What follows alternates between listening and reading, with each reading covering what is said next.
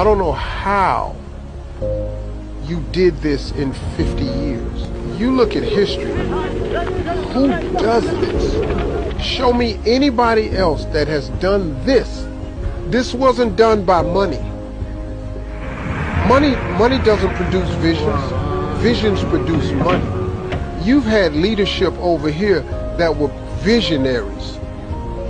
Great visionaries. And their vision was more about the people than the money. Because you can't accomplish this in 50 years without loving your people first. Because the people are the ones that's benefiting from this. Look at your health care. Look at your road system. Look at your highway system. Look at your airports. Who does this in 50 years? But who benefits? You're going to care about those people. It's something to be learned about what's been done over here that could be duplicated in the world, because it's people with this much money. You just don't have people with this much love for their people. I love you.